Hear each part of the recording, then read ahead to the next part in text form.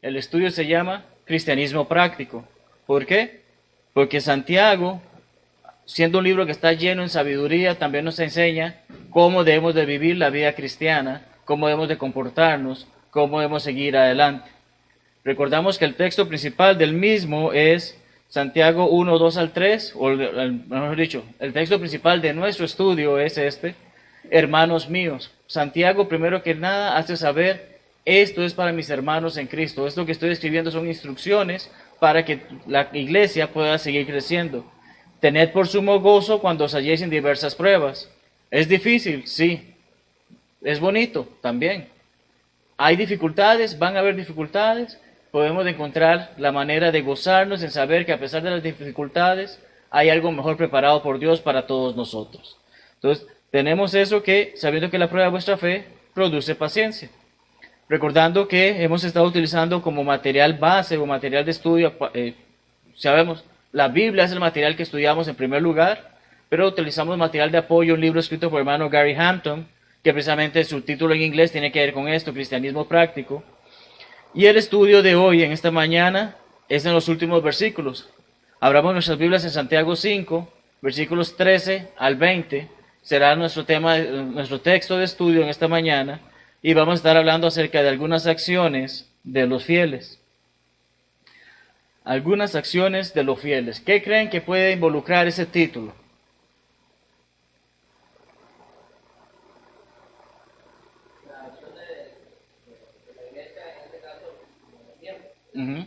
Algunas acciones de personas que han obedecido el Evangelio o que han hecho la voluntad de Dios.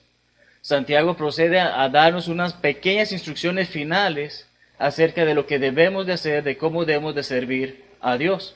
Empezamos con los primeros 3 versículos de esta sección del estudio, Santiago 5, 13 al 15. ¿Está alguno entre vosotros afligido?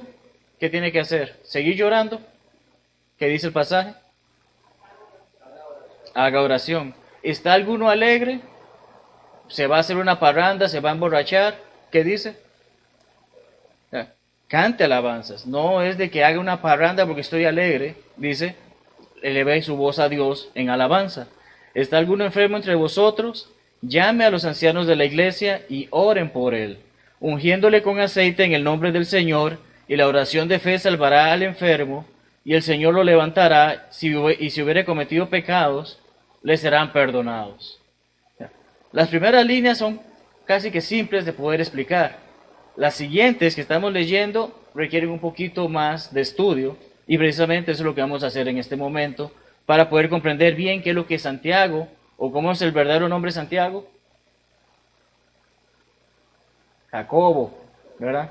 Jacobo, el medio hermano de nuestro Señor Jesucristo, escribe esto y nos hace saber acerca de esas acciones que debemos de trabajar, debemos enfocarnos. De ahí que nos da respuestas a diversas situaciones. En primer lugar, afligido. Muchas veces pensamos por afligido a alguien que está enfermo, pero no necesariamente es ese contexto. Alguien afligido es, como leemos, puede referirse a algo distinto a estar enfermo. Alguien que lea 2 Timoteo 2.9. 2 Timoteo 2.9.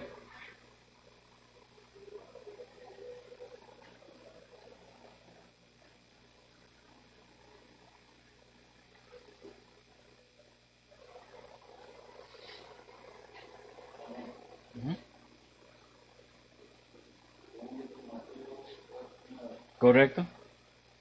En el cual sufro penalidades, hasta prisiones, a modo de maldición, mala palabra de Dios me expresa. Ok. ¿Quién por estar enfermo lo mete en una prisión? Nadie. Así que vemos que la aflicción va más allá de simplemente una enfermedad. Pablo hace saber en el cual, en el versículo anterior dice a qué se refiere con ese cual. En el Evangelio, por el Evangelio en el cual sufro penalidades. La palabra, la frase sufro penalidades puede ser traducida, o del griego puede ser traducida como padecer un mal, tener un mal sufrimiento o atravesar adversidad.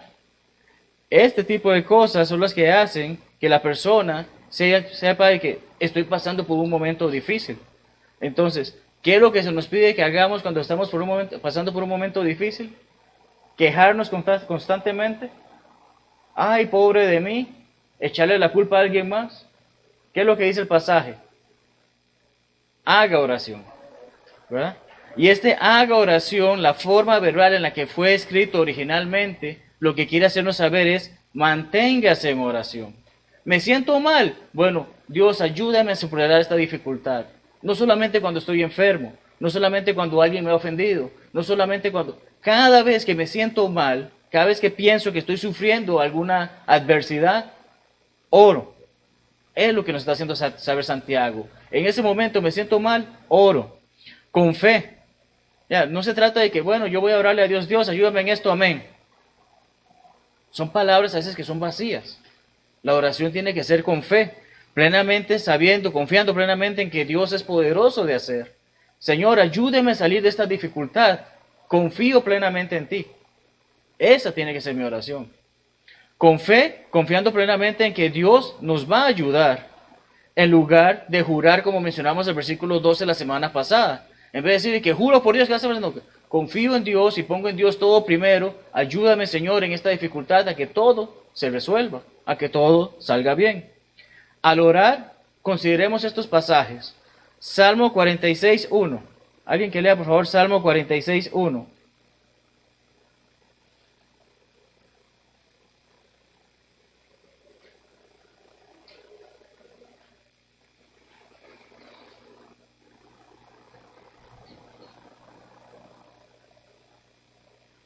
Dios es nuestro amparo y fortaleza. Nuestros ojos siguen en las tribulaciones. ¿Creemos en eso? Si creemos en eso, entonces mi oración tengo que hacerlo saber. Pero ¿qué pasa? Bueno, estoy pasando por una dificultad y Dios, si tú puedes, tal vez sea que me ayudes. Estoy demostrándole esa confianza de que yo sé que Él es mi amparo y mi fortaleza. No, tengo que tener la certeza de que le estoy orando a Dios, al que sé que me va a auxiliar en mis tribulaciones. ¿Qué dice Salmo 62:8? Salmo 62:8.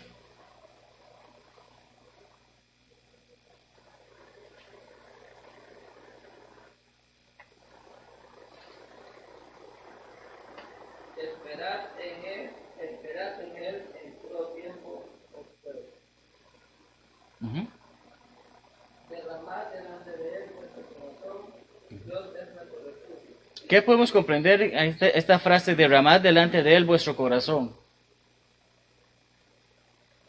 ¿Qué dice? ¿Qué podemos comprender de esa frase? Entregarle, pero ¿qué significa? Aquí estoy, Señor, te debo por completo esta situación. Te estoy haciendo saber mi dificultad completa. No tengo nada que ocultarte. Necesito que sepas. Necesito de tu ayuda. Hay ocasiones en que tenemos que orar por esa situación. Estoy pasando un problema en mi matrimonio. Estoy pasando un problema de salud. Estoy pasando un problema en el trabajo. Dios, pongo todo en tus manos. Derramo mi corazón en ti. Ya, te dejo todo para que tú te hagas cargo. Yo seguiré trabajando, seguiré esforzándome, seguiré tomando los medicamentos que tenga que tomar, seguiré buscando cómo ayudar a mi pareja a evitar ese problema, seguiré buscando trabajo si no lo tengo, pero Señor, ayúdame. Eso es lo que tenemos que comprender como cristianos, se espera de nuestra oración. Primera Pedro 3:12 dice lo siguiente: los ojos del Señor están sobre los justos y sus oídos atentos a sus oraciones, pero el rostro del Señor está contra aquellos que hacen el mal. Ok, tal vez suene un poco difícil de decirlo, pero Dios sí escucha a todos. Y más adelante vamos a leer porque viene un texto que nos hace saber sobre eso.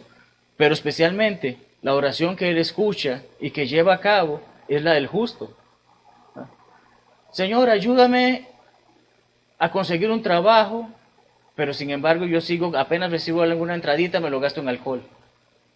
Señor, ayúdame a encontrar una manera de proveer para mi familia, pero apenas recibo eso, me lo gasto en la lotería.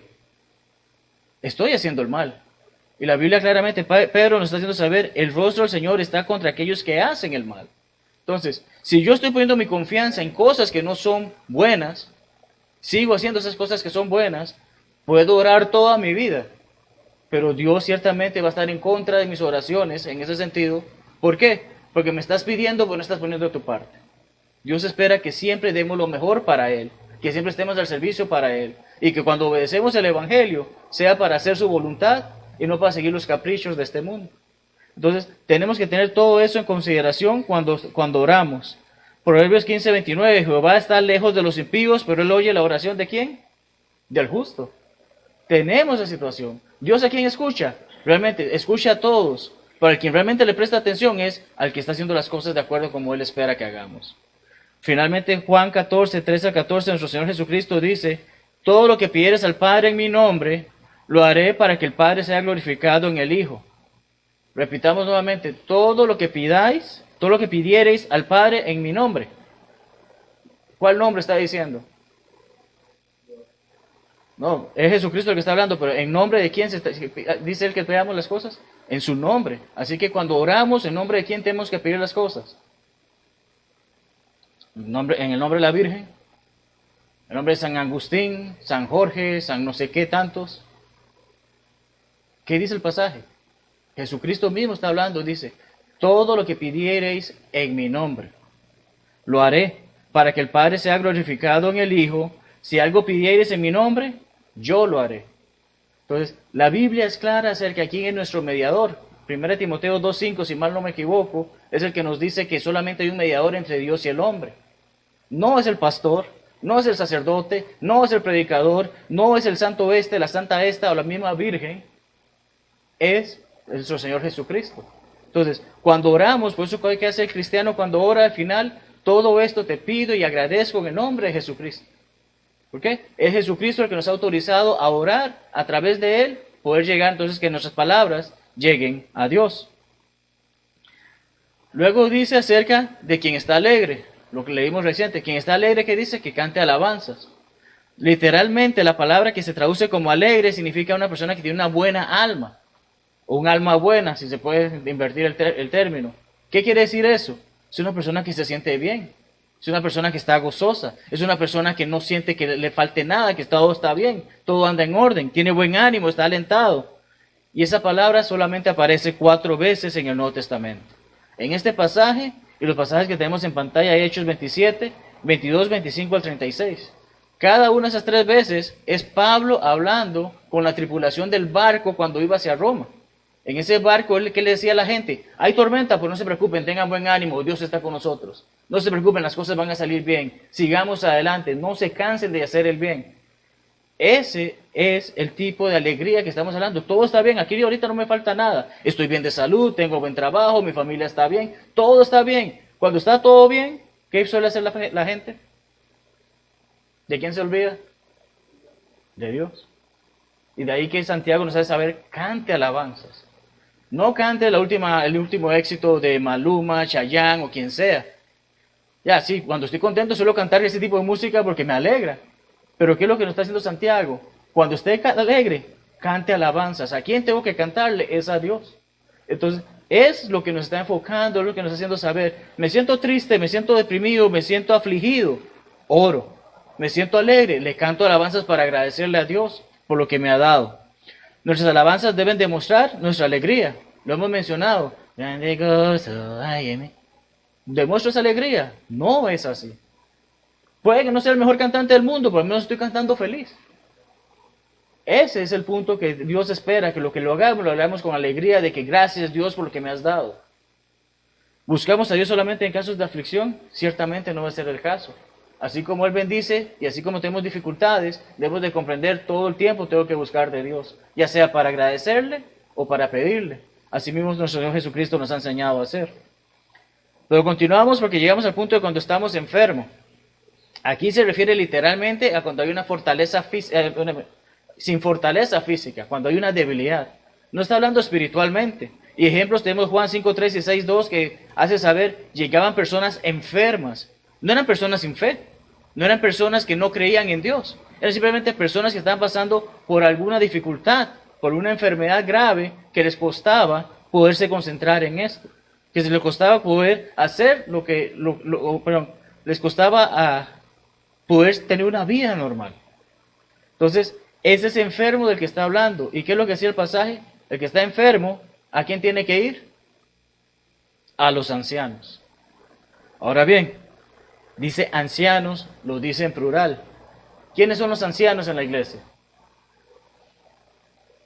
Son hombres que han sido elegidos por la misma congregación para que lleven el liderazgo de la iglesia. Tristemente en Panamá no tenemos congregaciones en que se haya dado esa oportunidad, esa bendición de tener ancianos, y mucho recae en el predicador o en el maestro o en algún grupo de varones de la congregación. ¿Cuál debe ser el enfoque de nosotros? Trabajar para que se dé que los varones de la congregación, cuando llegue ese momento en que se puede hacer una elección de quiénes pueden ser ancianos y quiénes cumplen esos requisitos, estemos preparados para ello. Pero ¿cuándo debe empezar esa preparación? Desde ahora. Entonces, ¿por qué hacemos todo este énfasis? Porque este pasaje hay algunos que literalmente piensan acerca de un evento de lo que se está mencionando allí. Pero como acabamos de mencionar, no es el predicador, el maestro o algún otro miembro el que vamos a llamar para que venga cuando alguien está enfermo.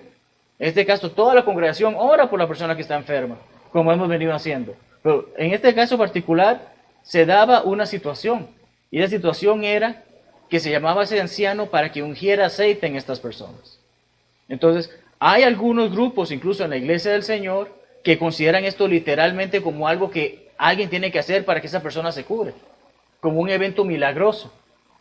Pero ¿cuál es el problema con esto? Sabemos que la época de los milagros ya pasó.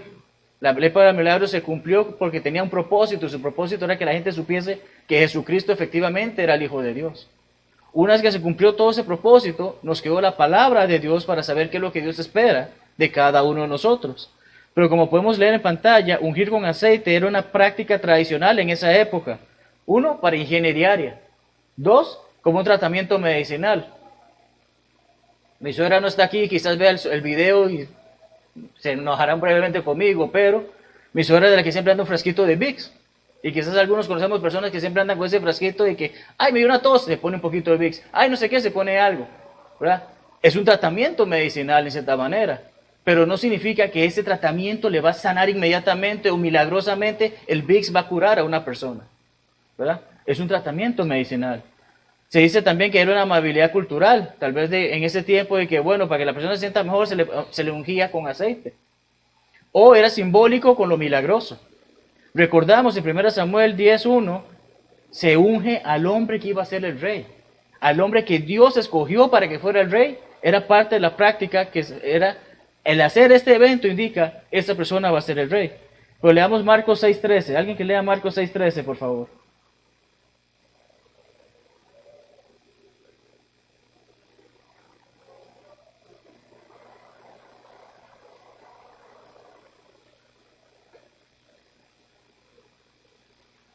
Y echaban fuera muchos demonios y ungían con aceite a muchos enfermos y los sanaban.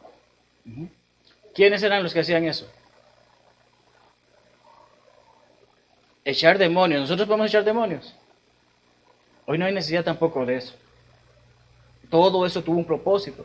Pero ¿quiénes son los que llegan a echar demonios? En este caso, era Jesucristo y a quienes le dio la autoridad. ¿Y quiénes eran esos los que le dio la autoridad? Los apóstoles. Estos hombres tenían el Espíritu Santo operando en ellos para este tipo de situaciones, que Jesucristo les dio esa función. Vayan, prediquen el Evangelio, sanen al que está enfermo, expulsen demonios, hagan todas estas cosas. Porque todas estas cosas que hacen no es parte de la religión, no es parte de la fe directamente. Eran cosas temporales para ayudar a que se creciera la fe. Alguien por favor lea Juan 20, 30 y 31, que ese pasaje nos permite explicar mejor lo que acabamos de mencionar. Juan 20, 30 y 31.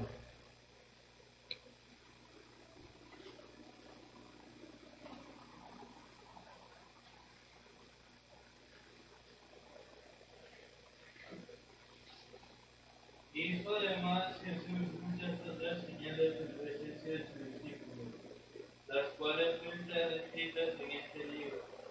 Pero estas se han escrito para que creáis que Jesús es el Cristo, el Hijo de Dios, y para que creyendo tengáis vida en su nombre. En base a lo que acabamos de leer, ¿qué cosas fueron y para qué fueron? De lo que acaba de leer Jonathan, Juan 20, 30 y 31. ¿Qué cosas fueron? Esas señales que hizo Jesucristo. ¿Para qué? Para que aquellos que lo vieron crean que Jesucristo es el Hijo de Dios. En su momento, esos milagros y esas señales era su propósito. Y Jesucristo le dio ese poder a los apóstoles.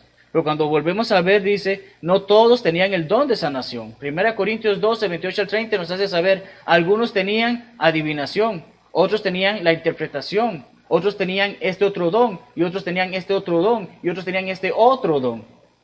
No todos tenían el don de sanación. Probablemente algunos de esos ancianos eran aún algunos de los que recibieron las manos de los apóstoles fueron puestas sobre ellos y permitió entonces que ellos también pudiesen sanar. Pero no era una regla básica o general de que todo anciano de la congregación cuando pone aceite sobre una persona, esa persona se va a curar. No es así hoy en día. Ya no hay necesidad de milagros o señales, en el sermón estaremos hablando sobre ello también. Hay un medicamento para tu enfermedad. ¿Qué tiene que hacer? Tengo un resfriado y el doctor me dijo que me tome esta pastilla. Yo simplemente oro y ese me va a quitar el resfriado. Dios no nos está diciendo eso.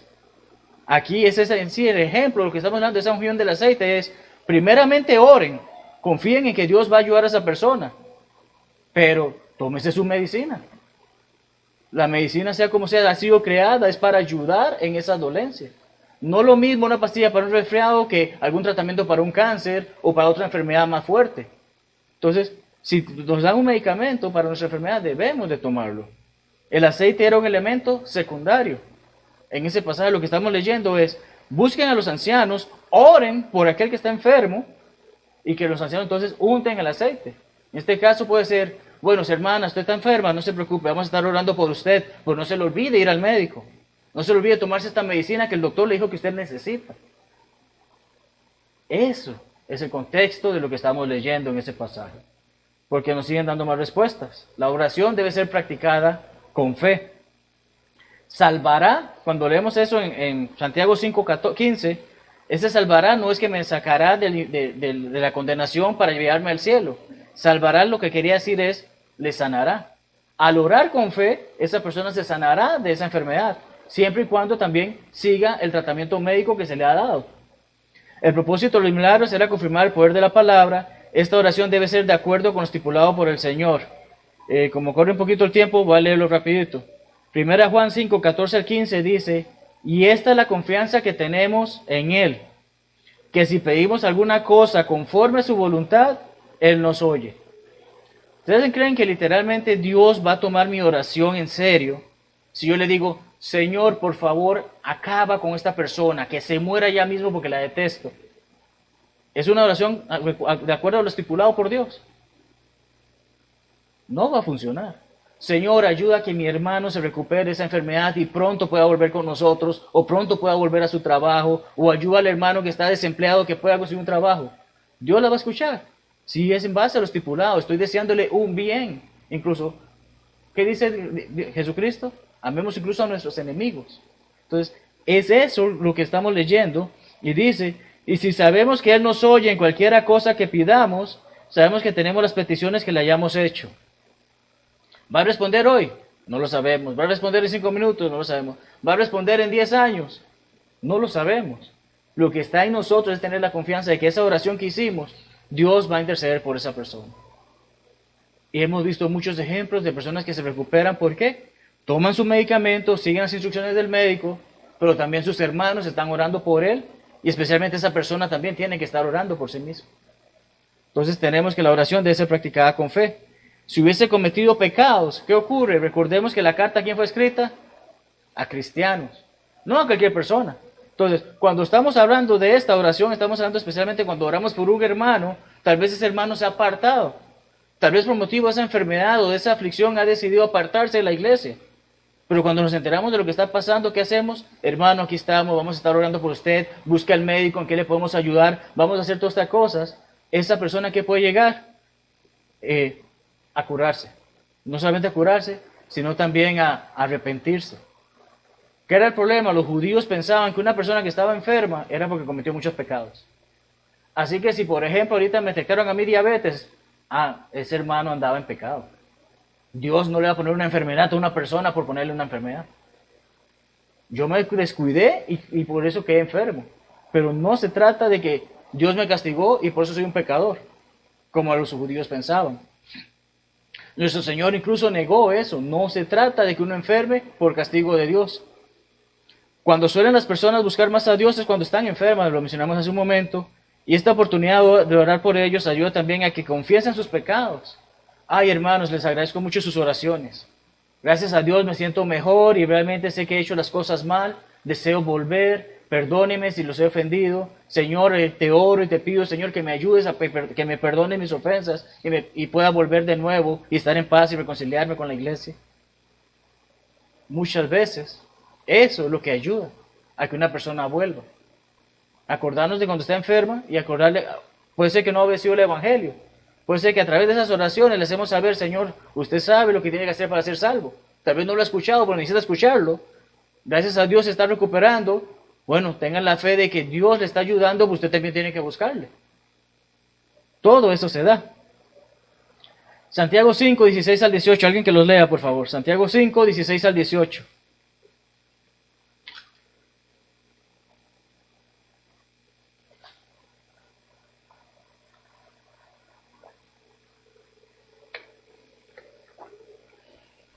Confesaos vuestras ofensas unos a otros y orad unos por otros para que seáis sanados. La oración eficaz del justo puede mucho. Elías era un hombre sujeto a pasiones semejantes a las nuestras y oró fervientemente para que no lloviese y no llovió sobre la tierra por 3 años y 6 meses. Y otra vez oró y el cielo dio lluvia y la tierra produjo sus frutos. Muy bien, vamos a ver esto bastante rapidito porque no hay muchos detalles que abarcar sobre ello. En primer lugar, estamos viendo ejemplos de oraciones de los fieles. Primero se nos dice, confesemos nuestras ofensas. ¿En qué sentido? Voy al sacerdote y le confieso todas las cosas para que me diga qué cosas tengo que orar. No. Unos con otros, no solamente una persona. Ok. Hermanos, ciertamente he cometido el error de que he cometido esto y esto y esto y esto. Les pido que por favor oren conmigo para que Dios me dé la fortaleza de ello. ¿Qué solemos hacer cada servicio de adoración cuando tenemos el sermón? Pedimos por oración a aquellos que quieren aceptar la invitación o quieren reconciliarse con Dios. Muchos son nuestros hermanos que se levantan pidiendo oración. No hemos entrado en detalles de hacerles saber, hermano, haga pública su solicitud de oración, que no está mal. Pero en el caso sentido es que si el hermano quiere hacerla pública, bienvenido sea. Pero lo que está haciendo el Señor en este caso nos hace saber que debemos de confesar nuestras ofensas, en el sentido de que, hermanos, he cometido este pecado, me disculpo por ello, le he pedido a Dios y le pido que ustedes oren también por mí. Eso es lo que se espera.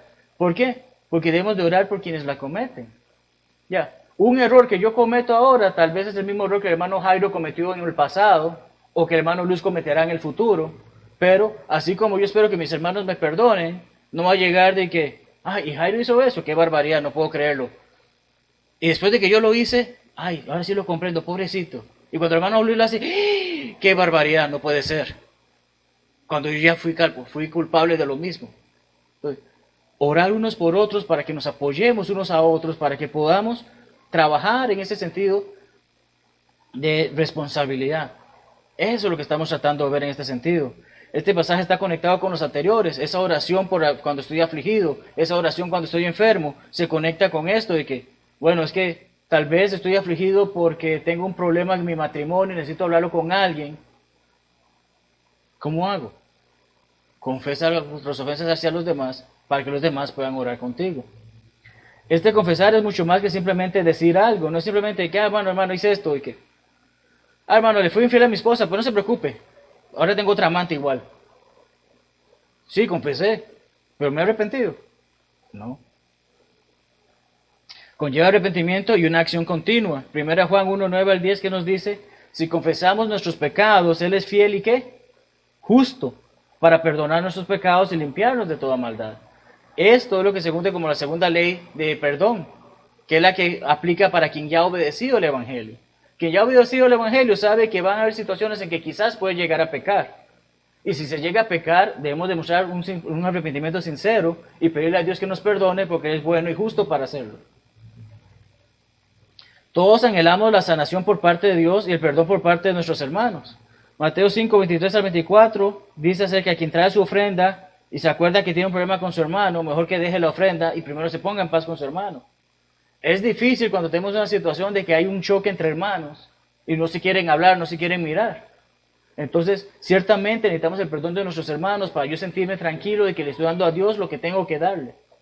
Es ese detalle lo que se nos está haciendo saber en este sentido. Pero, ¿la oración del qué? El pasaje que leímos, Santiago 5:16. Sí. ¿La oración del qué?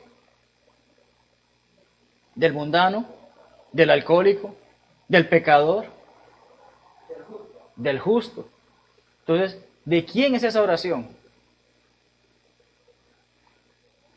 ¿Quién es el que lleva a cabo esa oración? ¿Cualquier persona que anda por ahí? ¿O las personas que están sujetos a la voluntad de Dios? Entonces, ¿la oración del justo qué puede? Mucho.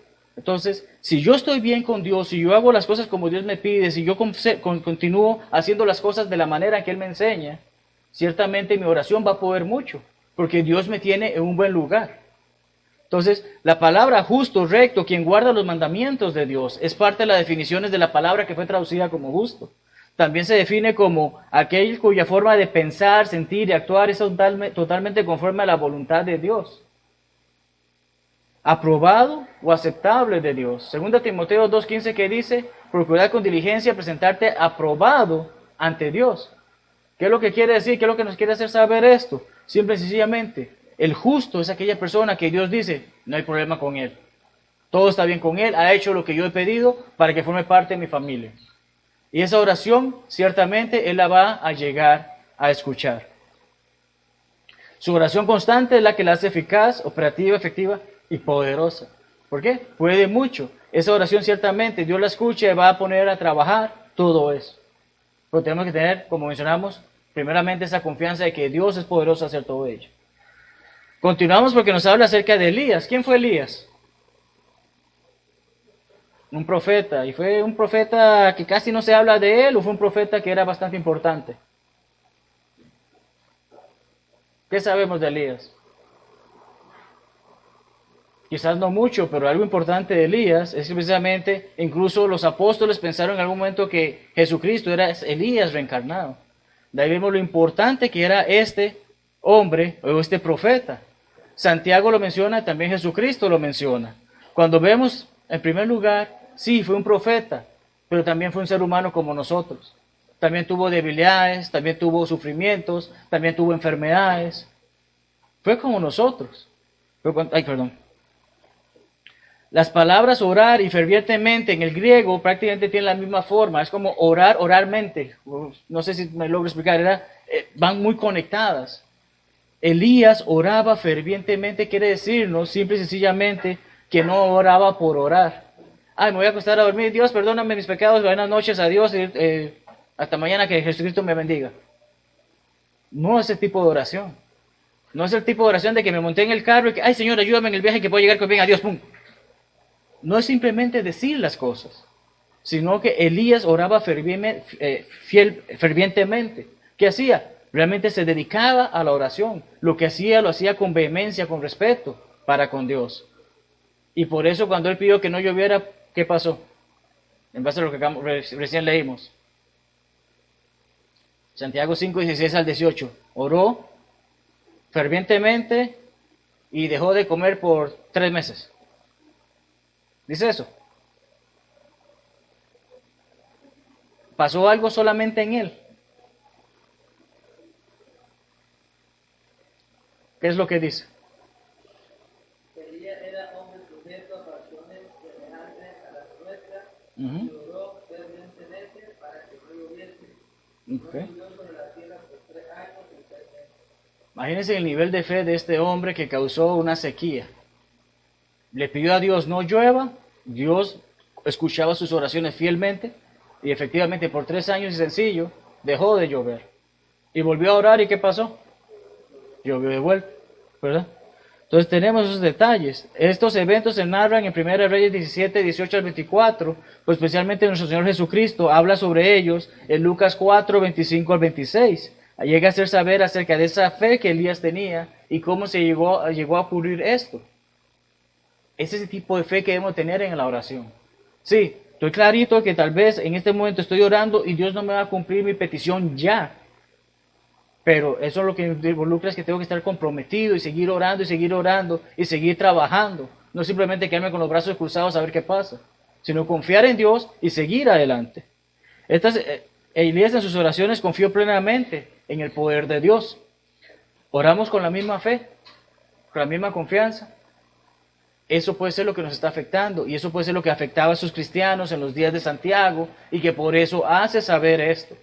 Por eso nos hace saber, debemos de orar con fe, debemos de tener confianza, debemos comprender que Dios tiene un plan y en su plan involucra que cuando estoy afligido oro y cuando estoy feliz canto alabanzas a Dios. Y entonces viene el final de la carta, los últimos 2 versículos, alguien que los lea por favor.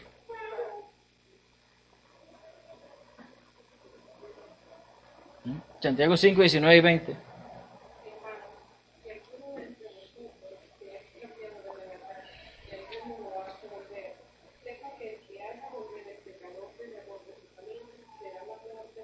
¿Cómo?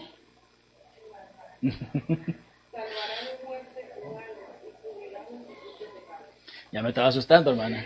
¿Será de muerte un alma? Wow. Bueno, salvará de muerte un alma.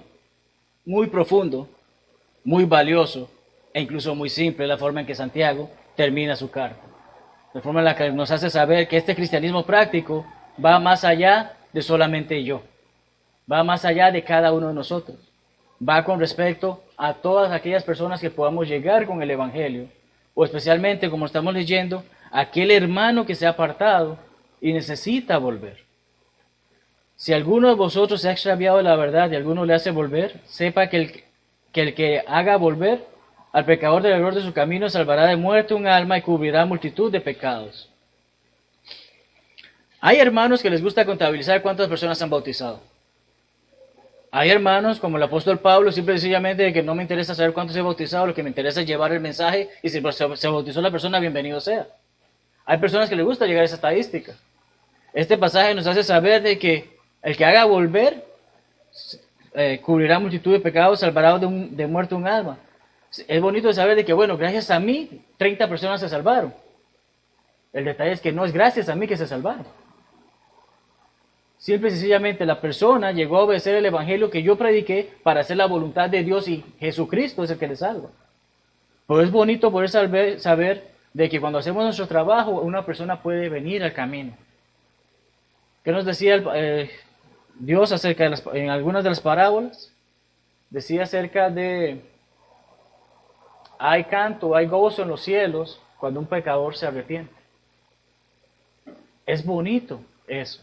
Y es bonito estar involucrado en ello. Y es así como está culminando Santiago en su carta. Y vamos a ver acerca de restaurar al extraviado. ¿Alguien se perdió de niño? O en caso tal vez de adulto. O se le perdió a alguno de sus hijos en algún momento. Creo que nosotros hemos comentado que nos pasó con Jonathan. Yo no estaba presente, pero Jackie estaba que se iba a morir. Fue como media hora de total suspenso y terror porque no sabía dónde estaba Jonathan. A veces tal vez viajamos y nos metemos en una calle que no sabemos hacia dónde va y uno está asustado y que, ay, ¿ahora cómo salgo de aquí? No es bonito estar perdido, no es bonito estar extraviado. Si alguno de vosotros, Santiago nos está afirmando algo que va totalmente en contra de lo que muchos en el mundo religioso enseñan. No necesariamente una vez salvo, siempre voy a ser salvo, ¿verdad? Hay la posibilidad de extraviarnos, hay la posibilidad de alejarnos de la verdad. Está esa posibilidad de que yo me equivoque y me aparte de la fe. Quizás conocemos a muchos que lo han hecho. Y es aquí donde entra en juego lo que Santiago nos está haciendo. Poder ir a buscar a esos que se han apartado de la fe y traerlos de vuelta al hogar. Pero hay situaciones en que se puede dar la oportunidad, no que uno lo desee, no que uno lo esté buscando, pero que alguno se aparte de la fe. Gálatas 5, 22 al 24, alguien que por favor lo lea. Gálatas 5, sí. Creo que es Gálatas 5, 2, 4, perdonen. Lo anoté mal. Gálatas 5, 2, 4.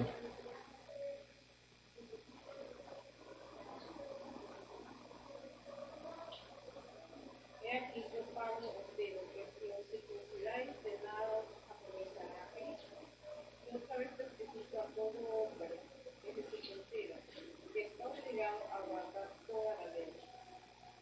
¿Y el versículo 4? Pues, de Cristo os desligaste, porque por la ley os justificaste.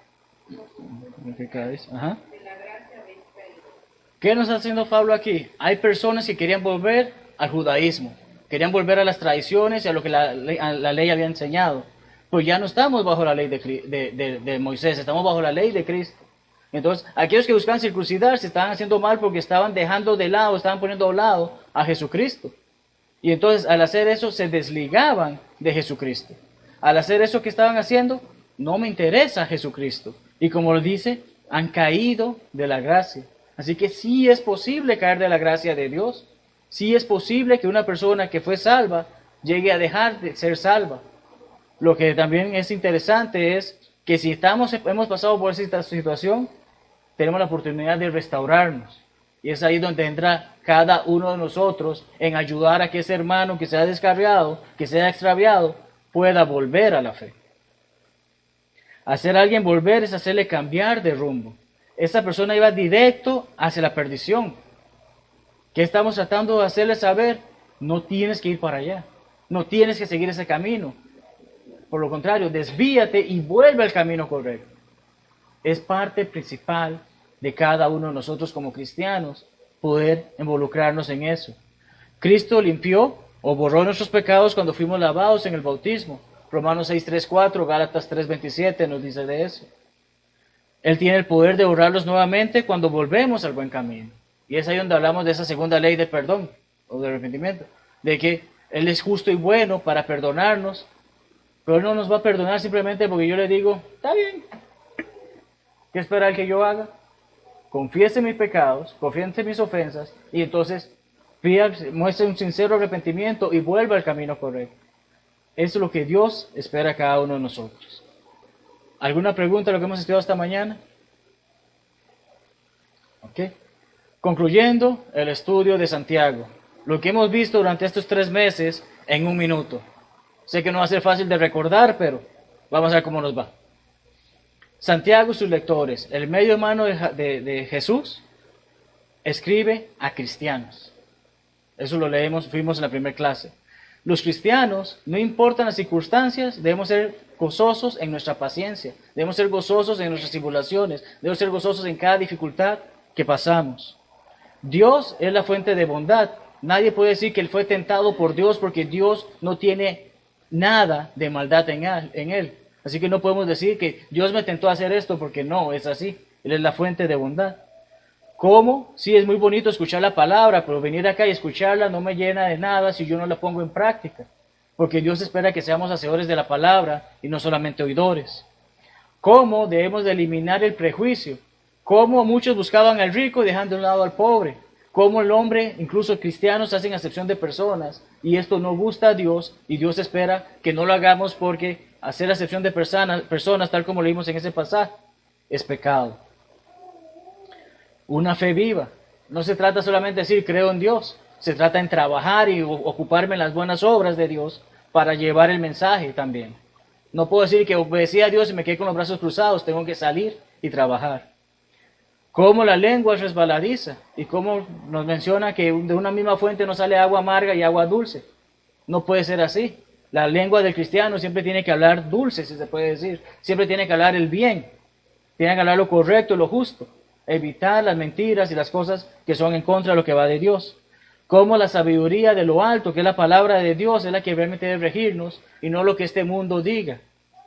Como el origen de la contienda es ese orgullo, esa vanagloria que cada uno tiene de que yo quiero ser mejor, que incluso entre hermanos se da. Dios dice, evitemos eso. ¿Cómo? Superando esos deseos carnales por comprender que debemos de ser humildes, debemos ser siervos, debemos ser serviciales, debemos estar dispuestos a la obra. ¿Y cómo? No podemos planear nada sin poner a Dios en ello. 2 simples palabras nos ayudarán mucho a resolver eso. Dios primero, haré esto. Dios primero, haré esta otra cosa. Mirando hacia el retorno del Señor, hablamos la semana pasada cómo los ricos, precisamente por su actitud de que todo lo quieren en esta tierra, no buscan a Dios. Y ciertamente todo lo que tienen va a destruirse. Pero los que estamos en el camino correcto, los que estamos haciendo la voluntad de Dios, a pesar de que no tengamos las riquezas que quizás quisiéramos en esta tierra, tenemos una mejor recompensa allá en el cielo. Y finalmente, como hablamos hoy, esas acciones, especialmente en nuestras oraciones cuando estamos afligidos o enfermos, y, y cuando estamos felices, cantar esas alabanzas a Dios y darle lo mejor a Él. Ciertamente, orientación al cristiano será el estudio del próximo trimestre. Y les esperamos entonces el otro domingo para estudiar esto. Más, tenemos un receso de cerca de 10 minutos para dar inicio al servicio de oración. Dios les bendiga ricamente, hermanos. Este es el día que el Señor nos dio. Seré feliz y le adoraré.